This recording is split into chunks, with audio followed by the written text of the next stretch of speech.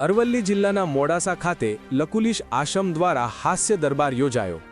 મેઘરજ તાલુકાના શાંતિપુરા અને કંભરોડા કંપાની વચ્ચે મેઘરજ માલપુર રોડ પર આવેલ લકુલિશ આશ્રમના વિકાસ અનુલક્ષીને જાણીતા હાસ્ય કલાકાર અને પદ્મશ્રી એવોર્ડ જેમને મળેલ છે એવા ગુજરાતની શાખ ધરાવતા જગદીશભાઈ ત્રિવેદી મોડાસાના ઉમિયાધામ મંદિર હોલ ખાતે હાસ્ય કાર્યક્રમ યોજાયો।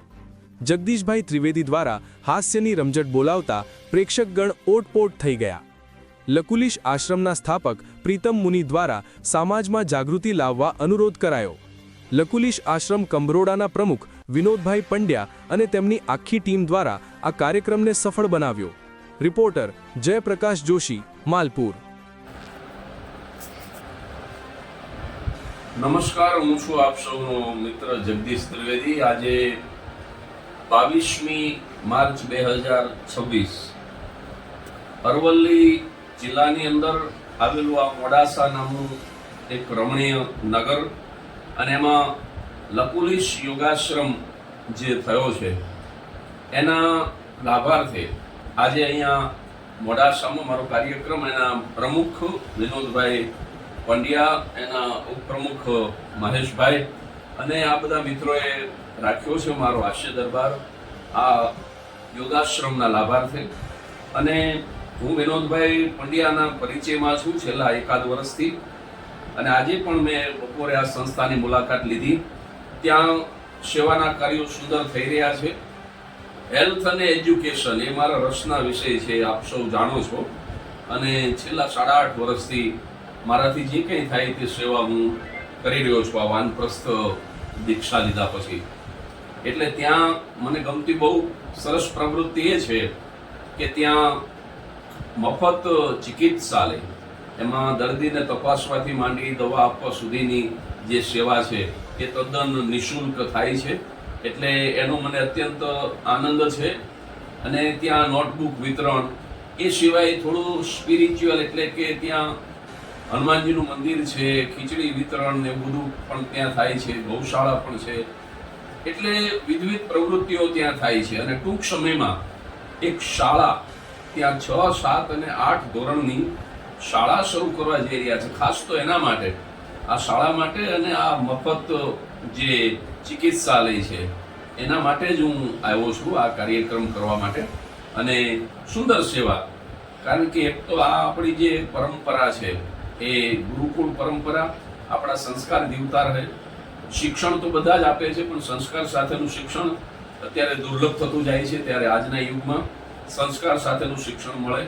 અને આ યોગ હજી આપણો વારસો છે, આખા વિશ્વએ જે ભારતને સ્વીકાર્યો છે યોગની બાબતમાં। આપણે આ યોગ, હવે યોગા બધા કરે છે, પણ આ આપણા યોગ એ આપણી મૂળ સંસ્કૃતિ, આપણા મૂળ સંસ્કાર, આપણી ઋષિ પરંપરાના સંસ્કાર।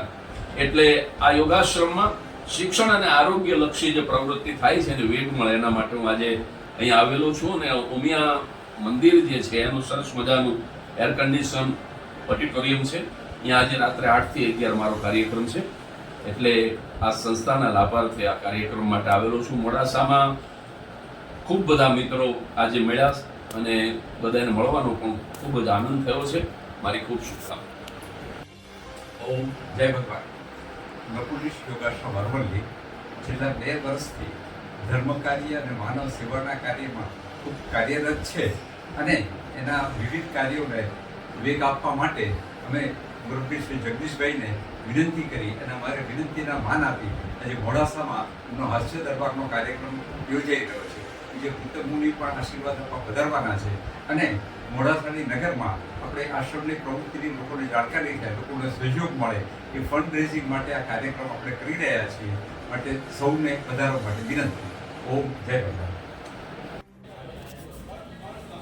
ઓમ જય ભગવાન। આજે 22 માર્ચ 2026 અને રવિવારે અરવલ્લી જિલ્લાના મુખ્યાલય મોડાસામાં લકુલિશ યોગાશ્રમ અરવલ્લી દ્વારા આંતરરાષ્ટ્રીય હાસ્ય કલાકાર પદ્મશ્રી ડૉક્ટર જગદીશભાઈ ત્રિવેદીના અહીંયા હાસ્ય કલાનો પ્રોગ્રામનું આયોજન કરવામાં આવ્યું છે। તેનો મુખ્ય ઉદ્દેશ છે કે આપણી સનાતન સંસ્કૃતિ, આપણી પરંપરા અને તેના વિશેના મૂલ્યો તેનો સમાજનો પ્રસાર થાય અને યોગાશ્રમના કાર્યોનો પણ પ્રસાર થાય. અમે બધા સાથે મળી અને પ્રયત્ન કરી રહ્યા છીએ કે આપણા અરવલ્લી જિલ્લામાં લકુલિશ યોગાશ્રમ દ્વારા કંબરોડા મુકામેથી ગૌ સેવા, અન્ન ક્ષેત્ર, મેડિકલ કેમ્પ, મેડિકલ સેવા અને અનેકવિધ સેવા કાર્યોના સંચાલન થઈ રહ્યા છે. બાળકો માટે પણ આગળ જતાં ગુરુકુળનું નિર્માણ કરવાના છીએ.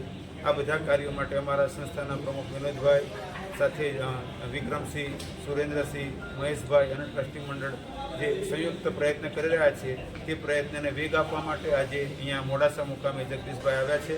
જગદીશભાઈની કલા દ્વારા અરવલ્લી જિલ્લાના અને આસપાસના આત્મીયજનો જે મોડાસામાં રહે છે, માલપુર, મેઘરજ ઇત્યાદિ સર્વે જગ્યાએ જે રહી રહ્યા છે તેમને અહીંયા આમંત્રિત કર્યા છે.